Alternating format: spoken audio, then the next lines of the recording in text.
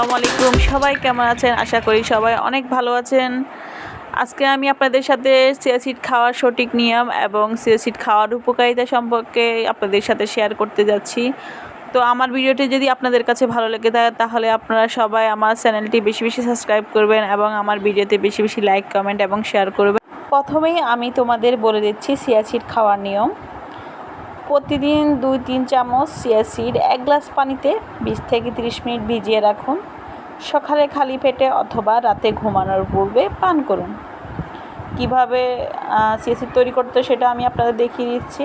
আর যারা যেসব মেয়েরা ঋতুস্রাবের সমস্যা আছে এবং ওজন নিয়ে অনেক হতাশায় ভুগছো, তো আমি তাদেরকে বলবো তোমরা খুব চিয়া সিড প্রতিদিন পান করে অনেকটা উপকার পাবে। এবং দেখো আমি কিভাবে, আর যারা বেশি খুব দ্রুত ওজন কমাতে চাচ্ছেন তো আমি বলবো তারা এখানে একটু 1 চামচ পরিমাণ 1 টেবিল চামচ লেবু মিশিয়ে অ্যাড করে এখানে খেতে পারেন। এখানে কোনো চিনি আপনারা ব্যবহার করতে পারবেন না। এতে আপনারা অনেক অনেক উপকার পাবেন। মিনিমাম আপনারা 2 থেকে 3 মাস এটা রেগুলার পান করুন, তো দেখবেন আপনারা খুবই ভালো একটা ফলাফল পাবেন। আমি অনেক ভালো ফলাফল পেয়েছি, তাই আমি আপনাদের সাথে আমার অভিজ্ঞতাটা শেয়ার করছি। চিয়া সিডে থাকা ওমেগা 3 হৃদরোগের ঝুঁকি কমায় এবং ক্ষতিকর কোলেস্টেরল দূর করে।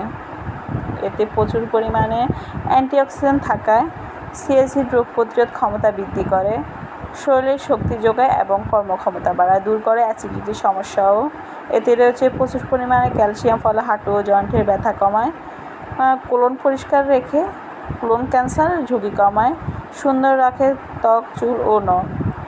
তো বলবো আমি আপনাদেরকে আপনারা চিয়া বীজগুলো ভালোভাবে দেখে এবং চিনে রাখুন এগুলো কেমন। অনেকে হয়তো বা এগুলোকে ভালোভাবে চিনেন না। এগুলো দেখতে হয়তো কালো জিরার মতো, তো আসলে এগুলো কালো জিরা না।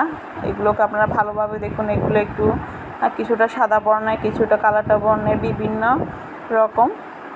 তো এই চিয়া বীজগুলো আপনারা প্রতিদিন পান করুন। আশা করি আপনারা খুব ভালো ফলাফল পাবেন। আমিও খুব ভালো ফলাফল পেয়েছি।